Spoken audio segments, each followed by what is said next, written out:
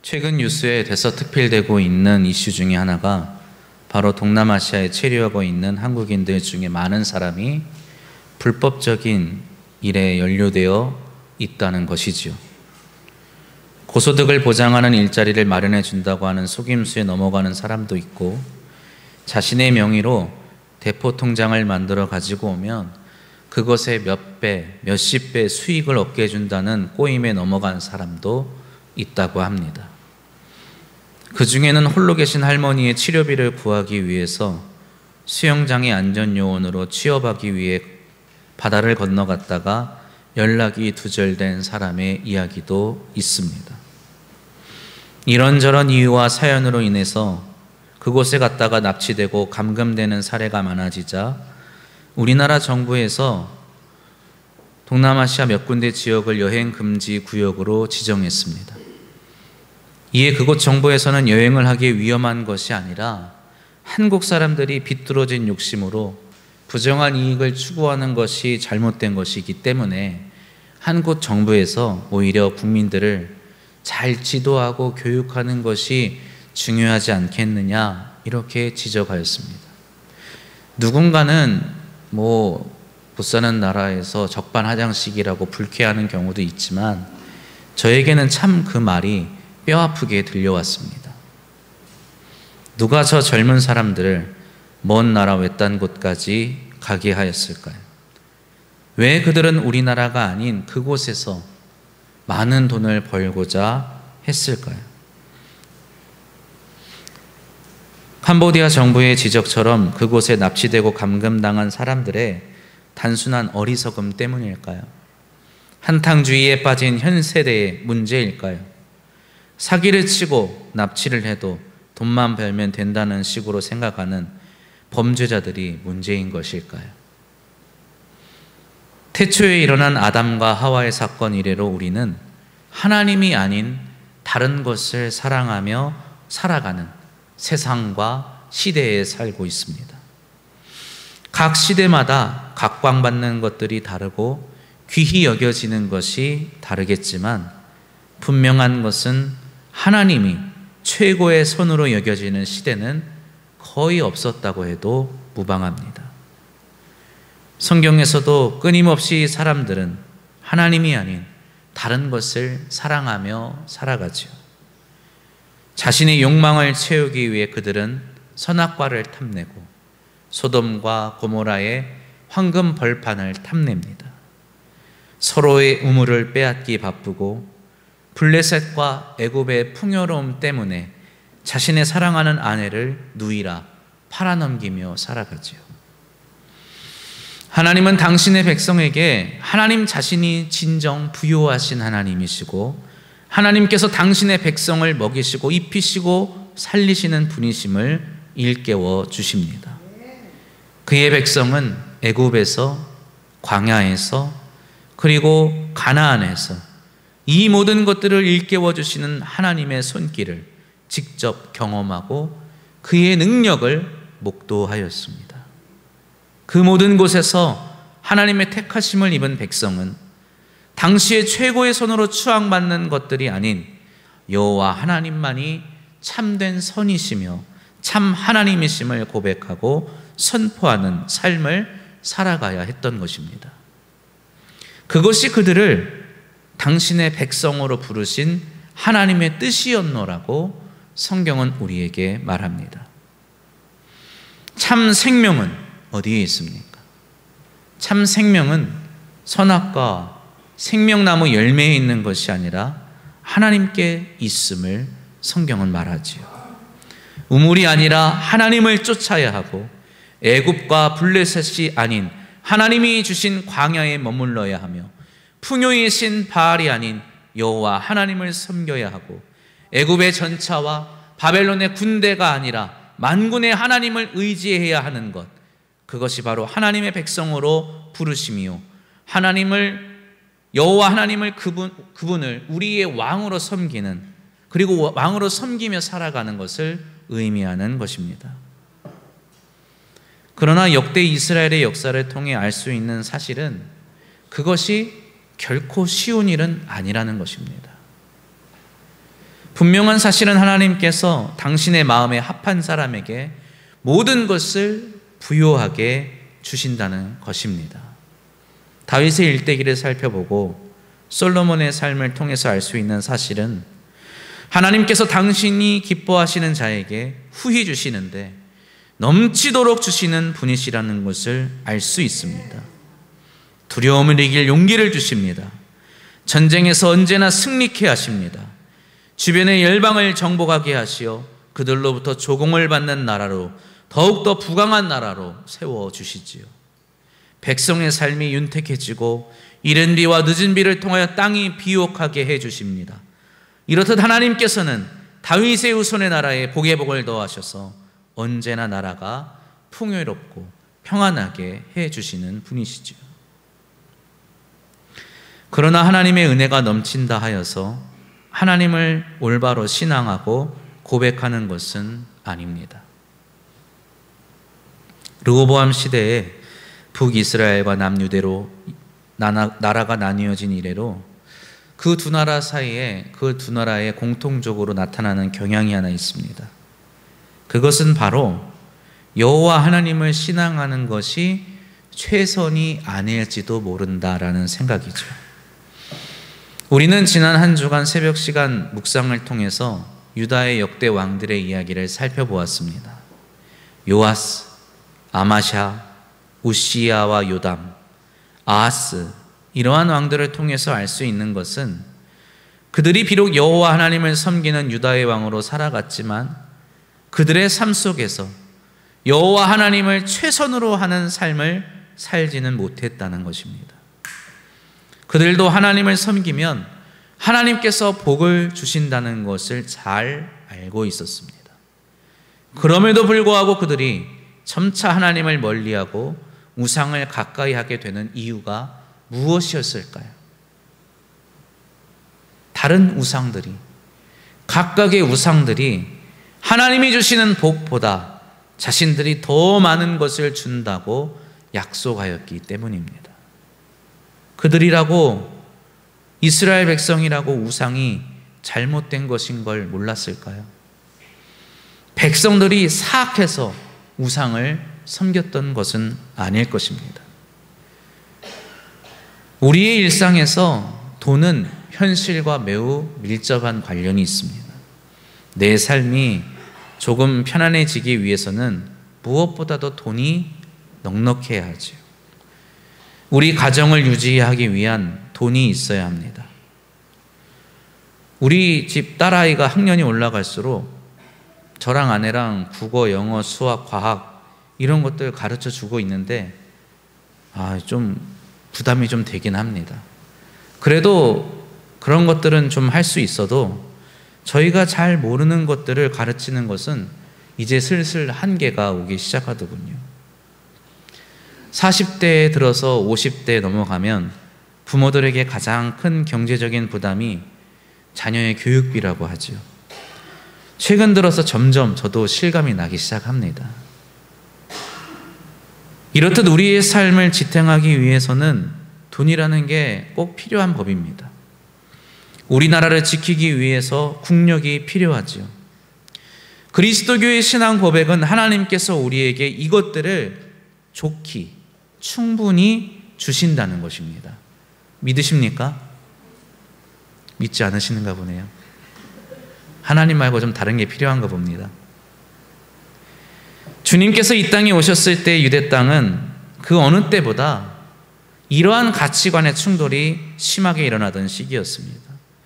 빈부의 격차는 날로 심해져 가고 있었고 자신의 땅에서 농사를 짓던 농부들이 빚을 감당하지 못해서 땅도 빼앗기고 자녀도 빼앗기는 일들이 비일비재했습니다.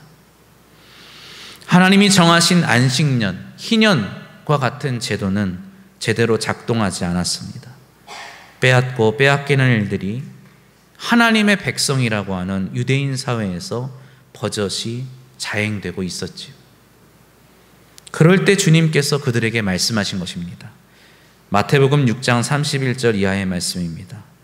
그러므로 염려하여 이르기를 무엇을 먹을까, 무엇을 마실까, 무엇을 입을까 하지 말라. 이는 다 이방인들이 구하는 것이라. 너희 하늘 아버지께서 이 모든 것이 너희에게 있어야 할 줄을 아시느니라. 아멘.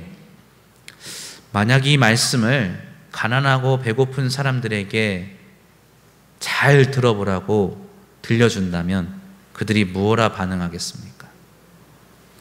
그냥 가난한 채로 살아라. 그냥 배고픈 채로 살아라. 그것이 너를 향한 하나님의 뜻이다. 이렇게 이해하면 됩니까? 이 말씀을 하신 주님은 처음 이 말씀의 서두에서 이렇게 말씀하십니다. 6장 19절 말씀입니다. 너희를 위하여 보물을 땅에 쌓아두지 말라. 거기는 좀과 동록이 해하며 도둑이 구멍을 뚫고 도둑질 하느니라.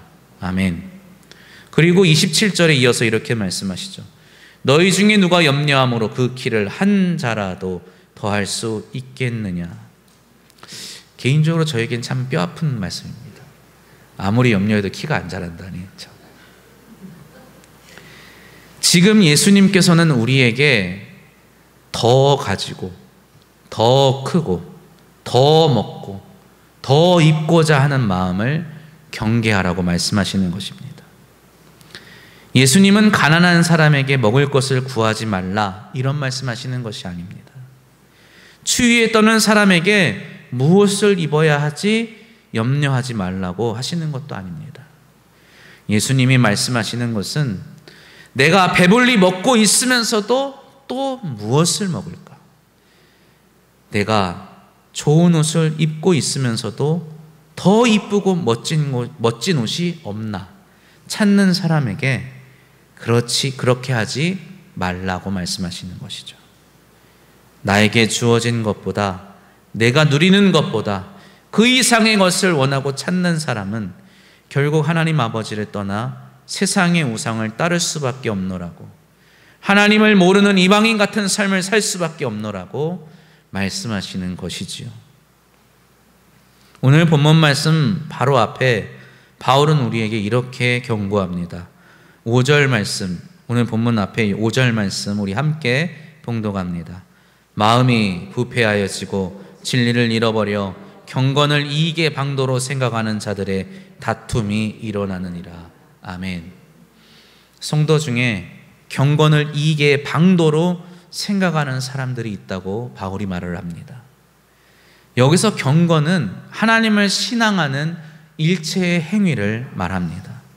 우리가 예수를 구주로 고백하고 그분과 여호와 하나님께 예배드리고 그의 율법을 지키며 살아가는 것을 말하지요. 말씀을 읽고 따르며 찬양과 기도를 게을리하지 않고 예배에 힘쓰는 것을 경건이라 말합니다. 그런데 그러한 경건을 이익의 방도로 생각하는 사람들이 있다는 것입니다. 예수를 구주로 믿는 것이, 하나님을 믿고 그분께 예배 드리는 것이, 말씀을 읽고 찬양과 기도를 힘쓰는 것이 우리에게 이익을 주는 방도가 된다고 생각한답니다. 예수 믿으면 복 받습니다. 예수 믿으면 부자가 되고 형통하게 되고 출세하게 됩니다. 바울이 이런 소리를 들으면 뭐라고 할까요? 바울은 이러한 생각을 하는 사람들에 대해 아주 무섭게 비판합니다. 그의 말을 빌리면 이러한 생각을 하는 사람들은 마음이 부패한 사람들이고 진리를 잃어버린 사람들입니다. 예수 믿고 복을 받는 게 도대체 이렇게 비난받아야 될 일입니까? 그러나 여기서 바울이 비판하는 것은 그저 잘 먹고 잘 사는 것을 말하는 것이 아닙니다. 끊임없이 만족함이 없이 추구하는 마음을 비판하는 것입니다. 바울이 오늘 본문을 시작할 때 이렇게 말하죠. 그러나 자족하는 마음이 있으면 경건은 큰 무엇이 된다고요? 이익이 된다. 바로 앞에 지금 바울은 경건을 가지고 이익을 논하면 된다 안 된다? 안 된다고 말했어요. 근데 지금 바로 뒤에 경건이 큰 이익이다 이렇게 말을 하죠. 자족하는 마음이, 만족하는 마음이 우리에게 있다면 경건은 큰 이익이요 유익이 된다는 것입니다. 왜 그럴까요? 당연하게도 우리의 올바른 신앙이 하나님과의 관계를 화평하게 할 것이고, 그 안에서 하나님께서 당신의 자녀에게 필요한 모든 것을 넉넉히 공급해 주시기 때문입니다. 믿으십니까? 하나님의 공급하심, 그것이 우리에게 있어서 가장 큰 유익이고 이익임을 믿으시기를 바랍니다. 하나님은 저와 여러분에게 후히 주시는 분이십니다. 하나님은 우리에게 넉넉히 주시는 분이심을 믿으시기 바랍니다. 원하는 것이 있습니까? 바라는 것이 있습니까? 선한 것을 주시는 하나님께 구하십시오. 하나님께서 주실 줄로 믿습니다. 그러나 우리는 때로 안타깝게도 여기서 멈추지 않습니다. 바울이 말하죠. 부하려 하는 자들은 시험과 올무와 여러 가지 어리석고 해로운 욕심에 떨어지나니 곧 사람으로 파멸과 멸망에 빠지게 하는 것이라. 여기서 바울이 부하려 하는 자들이라고 말합니다. 여기서 부하려 한다. 부자가 되려 하는 것을 말합니다. 부자는 누구입니까? 남보다 더 많고 남보다 더 넉넉한 사람을 의미하죠. 이 부하려 하는 행위와 마음에는 반드시 비교할 만한 것이 있어야 합니다. 내 곁에 있는 사람일 수도 있고 내 이웃일 수도 있습니다. 복음서에서는 이 부하려 하는 마음과 행동에 대해서 단 한 번도 긍정적으로 표현하는 것이 없습니다. 이 마음과 행동은 결코 진리에서 멈추지 않기 때문입니다. 믿음 안에서 멈추지 않고 나가기 때문이죠. 결국 만족에서 불만족으로, 행복에서 염려로 우리를 이끌어가기 때문입니다. 먹어도 족함이 없고 입어도 만족감이 없고 좋은 곳에 살아도 기쁘지 않는 마음은 필시 자신이 노력하여 얻는 그 이상의 것을 추구하게 만들고, 그래서 결국 누군가에서 빼앗고 누군가의 것을 가로채는 일을 하게 만들지요. 그래서 바울은 이 부하려 하는 마음을 곧 돈을 사랑하는 마음이라 말합니다. 이것이 결국 1만 가지 악의 뿌리가 된다고 경고하는 이유입니다. 오늘 이 시대의 현실, 모든 죄와 악이 극성을 부리는 이유가 바로 여기에 있습니다. 멈출 줄 모르는 마음, 영끌하고 대출을 받아 더 큰 집을 사고 그것을 팔아서 이윤을 남겨서 더 큰 집을 사고 한 그릇을 먹고 또 한 그릇을 먹고 10여 명이 먹어도 남을 만큼의 음식을 내가 혼자 다 먹어치우는 먹방이 인기를 끌고, TV 속에 수많은 채널에서 끊임없이 다양한 옷을 팔고 액세서리를 팔며 계절과 유행, 기분에 따라서 이 옷 저 옷을 입어야 한다고 말을 하는 호스트들을 보면서 다른 집 자식들은 학원을 3개 가고 4개 가는데, 콩쿨에 가서 입상을 하고 대상을 받았는데, 내신 등급을 얼마를 받고 몇 급 대학에 진학을 했는데, 내 자식이 아닌 다른 자식이 신입 연봉이 몇 천만 원 이상 가는데 기업에 취직했는데 내 자식은 지금 어디에 있고, 또다시 큰 집을 살고 귀한 음식을 먹고 하는 것을 보며 우리는 이 마음을 멈추기가 너무나 어렵습니다. 세상은 이 멈출 줄 모르는 마음을 따라 죄악의 발걸음을 내디디며 살아가는 곳이죠. 그러나 성도 여러분, 우리는 다릅니다. 오늘 본문에서 바울은 우리를 이렇게 부르죠. 오늘 성가대가 부르는 찬양의 곡 제목이 뭐였습니까? 너 하나님의 사랑아. 그거 맞습니까? 11절 12절 말씀입니다. 오직 너 하나님의 사람아, 이것들을 피하고 의와 경건과 믿음과 사랑과 인내와 온유를 따르며 믿음의 선한 싸움을 싸우라. 오직 너 하나님의 사람아. 헬라어 원문으로 읽으면 수 데호 안드로페 데우 이렇게 말합니다. 우리 성경에 나와 있지 않지만 그러나 라는 말이 들어있어요. 그러나 너 하나님의 사람아. 제가 이 말씀을 준비하기 위해서 그런지 오늘 찬양의 제목이 그러나 너 하나님의 사람아라고 들은 것 같습니다. 헬라어 원문에는 바울이 우리를 그렇게 부릅니다. 그러나 너 하나님의 사람아. 세상과 세상의 사람들은 다 그렇게 살아갈지 몰라도 그러나 너 하나님의 사람아, 우리를 그렇게 부른다는 겁니다. 사람들은 자족하지 않고 더 많고 많은 것을 가지며 또 가지려고 삽니다. 그래서 돈을 끊임없이 추구하죠. 그것을 마치 사랑하는 것처럼 살아갑니다. 무엇을 사랑합니까? 돈을 그리워하죠. 돈을 위해서라면 무엇이든지 할 수 있을 것처럼 살아갑니다. 사랑하는 사람을 위해서 내가 하늘에 별도 따다 줄게 라고 고백하는 것처럼 내가 돈을 위해서라면 내 모든 것을 다 바치겠다고 말을 합니다. 그러나 하나님은 우리를 부르시지요. 너 하나님의 사람아. 우리는 세상 사람이 아니라 하나님의 사람이라고 부르십니다. 세상에 속한 사람은 돈을 더 얻기 위해 무엇이든지 하고 때로는 돈을 더 얻기 위해 신을 섬기기도 합니다.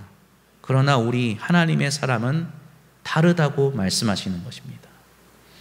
하나님의 사람은 누구입니까? 이렇듯 멈출 줄 모르는 마음을 멈출 수 있어야 하는 사람이지요.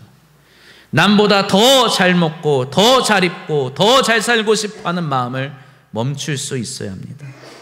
그냥 잘 먹고 잘 입고 잘 사는 것은 나쁜 것이 아닙니다. 잘 사시기를 바랍니다. 그러나 다른 이와 나를 비교해서 내가 그보다 더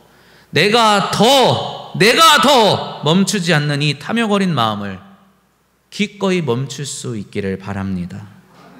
우리 그리스도인의 마음은 다른 곳을 향해 다름질해야 한다고 바울은 말하지요. 다른 곳을 향하여 멈추지 말고 달려야 한다고 말합니다. 의와 경건과 믿음과 사랑과 인내와 온유를 향하여 멈추지 말고 달려야 합니다. 이것은 마치 싸움과 같다고 말하죠. 나의 마음은 또 세상의 외침은 의와 경건과 믿음과 사랑과 인내와 온유, 이따위 것들은 아무것도 나를 부자로 만들지 못한다고, 하등 쓸데없는 거라고 말합니다. 그러나 우리 하나님의 사람은 이 싸움에서 이겨야만 합니다. 그리고 끝내 이겨서 영원한 생명을 쟁취할 수 있어야 하는 것이죠. 이를 위하여 우리가 그리스도 예수를 나의 구주시라고, 나의 왕이시라고 고백하고 세례를 받았다고 바울은 말합니다. 우리가 진정으로 예수를 우리의 왕으로 믿고 섬기고 있다면 우리는 그분께서 명령하신 의와 경건과 믿음과 사랑과 온유와 인내와 졸죄를 우리의 삶 속에 날마다 더하기 위하여 힘써 살아야 하는 것입니다. 마침내 기약이 이르러서 하나님께서 우리를 당신 앞에 세우실 때에 우리의 지나온 삶에 켜켜이 쌓아놓은 것이 돈과 권력과 명예를 위해 흘린 피와 눈물 뿐이라면 우리에게 있는 것은 오직 책망밖에 없을 것이라고 바울은 말하고 있어요. 이 세상에 두 부류의 부자가 있다고 바울이 말하죠. 결코 만족하게 얻을 수 없는 이 부귀의 마음을 두고 자신의 삶에 재물을 더하여 가는 사람과 우리에게 모든 것을 풍성히 주시는 하나님께 마음을 두고 내 삶에 착한 일을 쌓아갈 뿐 아니라 다른 이의 삶에도 아낌없이 베풀고 나누어서 함께 선한 일을 쌓아가는 부자가 있다고 말입니다. 사랑하는 성도 여러분, 하나님의 사람들이요, 우리는 어디에 속해야 합니까? 우리는 어떤 사람들이어야 합니까? 주님은 오늘 말씀을 통하여 우리를 부르십니다. 그러나 너 하나님의 사람아. 이 부르심에 응답하여 살아가시는 저와 여러분 되시기를 주님의 이름으로 축복합니다. 기도합니다.